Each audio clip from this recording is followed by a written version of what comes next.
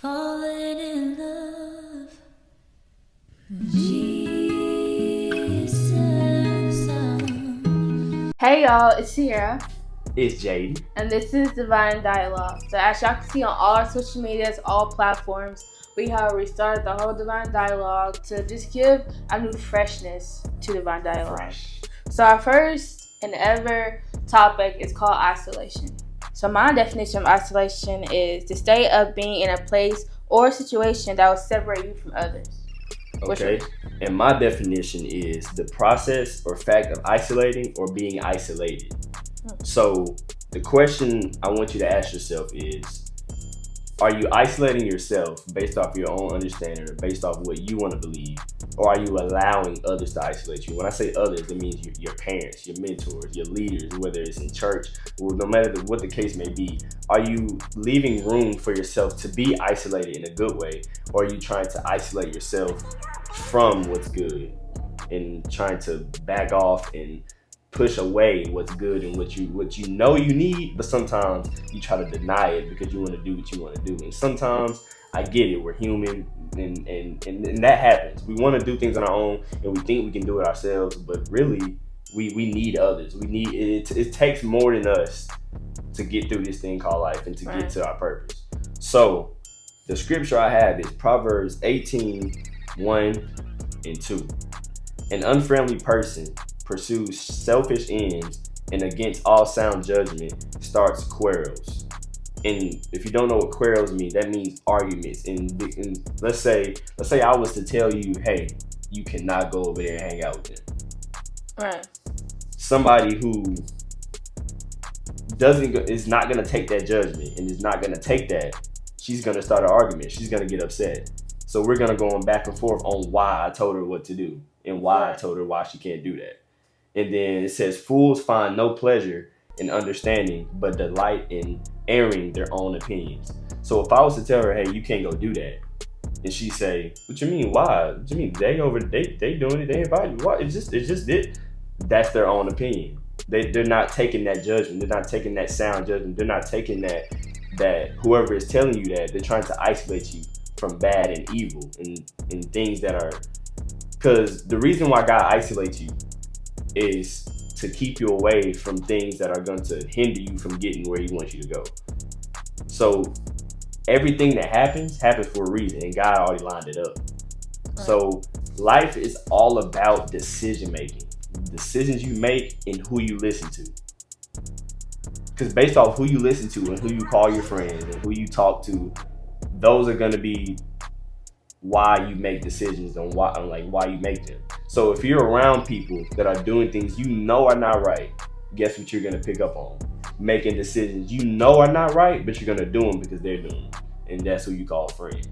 So just remember that scripture. Remember Proverbs 18:1-2.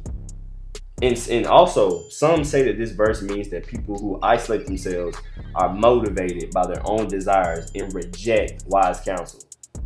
So sometimes when it comes to isolation, we reject it, and that's not good. The scripture I have is, I don't know how to say the name of it, but I'll put it on the screen.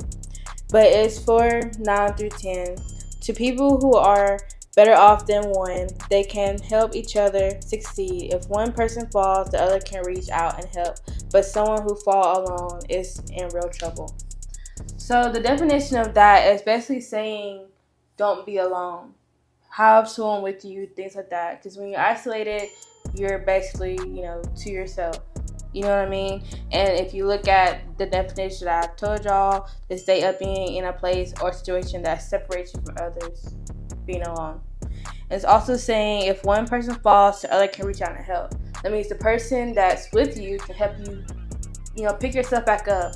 When you fall, you're depressed, you by yourself, you're in a dark spot, your friend, family member, whoever can help you pick yourself back up. Also, and one thing to add to that, somebody who can do that is someone you should call your friend. Someone you should call, somebody you can talk to. Because not everybody can do that. Not everybody is going to want to pick you up. Not everybody is going to hold you accountable. Not everybody that calls you your friend or they hang out, hey, come do that, doesn't mean that they're gonna do that. They're not gonna be a friend. So understand who you call friend and understand who you trust and who you have your trust in, because not everybody's gonna do that. So that's why you gotta have judgment. You gotta have wise counsel and wise somebody to lead you to the right people and to lead you and let you know, hey, this ain't right. Oh yeah, this person is a good person. This person ain't. This person ain't doing this. Why isn't this person? So understand that not everybody can do that. But that's what a friend is gonna do: pick you up in times of just depression and just isolation and not wanting to talk to somebody and not just basically wanting to give up. So somebody that can pick you up is someone that can do that right there. I have this. It says, God is preparing us. He isolates you to prepare yourself for the plans He has for your life. This is when He equips you, strengthens you, and molds you into a vessel of fullness of His purpose. Even Jesus spent time in isolation in the wilderness before beginning His ministry.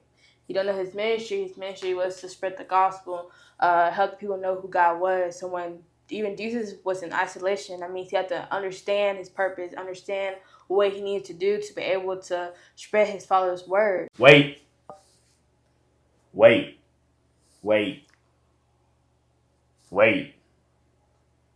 know you didn't click on that video yet. I know you're still watching. Wait. What you got to do next, that can wait. Give us one more second.